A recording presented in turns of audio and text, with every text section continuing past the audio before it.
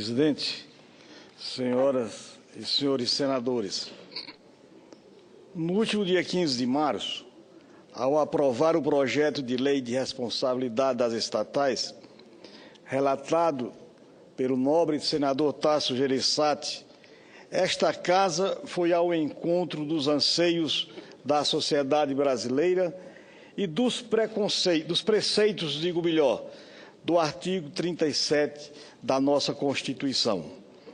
O caput do artigo 37 da Carta Cidadã diz que a administração pública deve se pautar pelos princípios da legalidade, da impessoalidade, da moralidade, da publicidade e da eficiência. E tais princípios foram amplamente contemplados pelo projeto de lei que aprovamos aqui nesta Casa. A sociedade brasileira clamava e ainda clama por transparência, eficiência e moralidade na gestão dos recursos públicos. E esse clamor se justifica plenamente em face dos reiterados escândalos e corrupção revelados nos últimos tempos em empresas estatais. As empresas estatais, sejam as empresas públicas, sejam as sociedades de economia mista, são imprescindíveis para o futuro do país. Elas compõem, apenas no âmbito federal, um universo de cerca de 140 empresas, controladas direta ou indiretamente pela União. Atuam com destaque em setores fundamentais da nossa economia, como o setor financeiro, o setor de infraestrutura. Empregam, considerando apenas empregos diretos, quase 600 mil brasileiras e brasileiros, e movimentam em seu conjunto recursos que ultrapassam R$1 trilhão. R$1 trilhão movimentado pelas 140 empresas estatais do nosso país. Essas empresas, um patrimônio do povo brasileiro, como a Petrobras, a Eletrobras, a Chesf, Furnas, Eletronuclear, a Infraero, companhias Docas, Correios, Dataprev, Serpro, Hemobras, Embrapa, Imbel, EBC, Banco do Brasil, BNDES, Caixa Econômica, Banco da Amazônia, Banco do Nordeste, FINEP e uma infinidade de outras empresas. As estatais precisam ser direcionadas por força de lei a cumprir sua função social. E essa função social, senhor presidente, reveste-se de uma dupla responsabilidade: gerir de forma eficiente, proba, transparente os recursos que lhes são confiados pela sociedade e retribuir, sob a forma de serviços, de bons serviços, de excelentes serviços, essa confiança depositada. O projeto de lei de responsabilidade das estatais, que aprovamos e enviamos para apreciação da Câmara dos Deputados, dispunha sobre o estatuto jurídico, o regime societário e a função social da empresa pública e da empresa de sociedade mista, e atendia, dessa forma, ao clamor da sociedade e aos pressupostos constitucionais.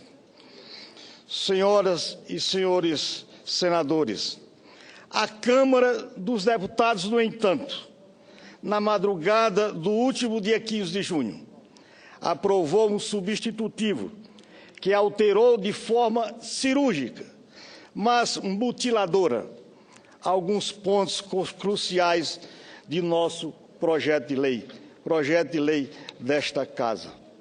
Os critérios para preenchimento das vagas dos conselhos de administração, presidências e diretorias das estatais.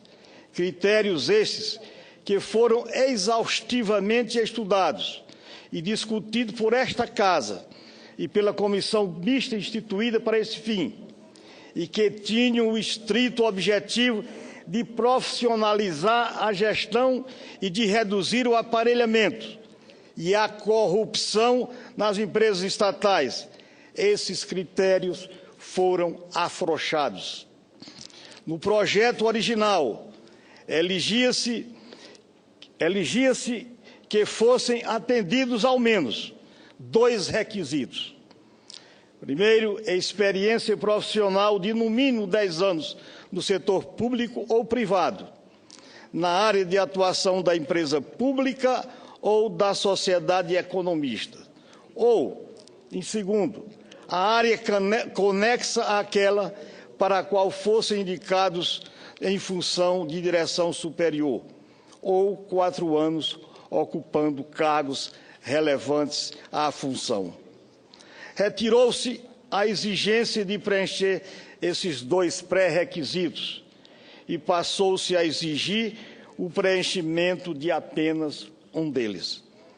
E ainda fora acrescentada uma terceira opção para os indicados: 4 anos de experiência como profissional liberal, em área direta ou indiretamente vinculada à área de atuação da empresa. Uma mutilação, senhor presidente, ao projeto original. Sabemos que este é o suficiente e que se trata, sem dúvida, e no mínimo, de um atentado aos princípios da impessoalidade e da moralidade.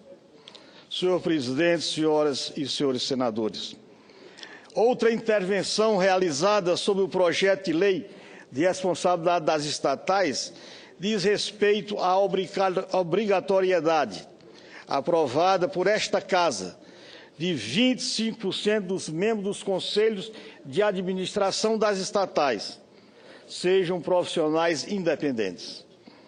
Esse percentual foi reduzido, entretanto, para 20%. Incluídos nessa cota os representantes dos trabalhadores, o que acaba encolhendo ainda mais o percentual de conselheiros realmente independentes. O Brasil está atravessando um momento crítico e decisivo de sua história. Escândalos de corrupção bilionários, como os que têm sido revelados ultimamente nas empresas estatais, escândalos decorrentes, em grande parte, da falta de transparência e da ingerência política indevida, não serão mais tolerados pela sociedade. Senhor presidente, senhoras e senhores deputados, o Senado Federal, neste momento, tem a oportunidade e a responsabilidade de reforçar sua posição e de se mostrar intransigente na defesa do povo brasileiro e da gestão republicana do patrimônio público nacional. Perder, senhor presidente, tal oportunidade ou eximir-se dessa responsabilidade equivalerá a ignorar o clamor social e a descumprir o papel histórico do futuro do nosso país.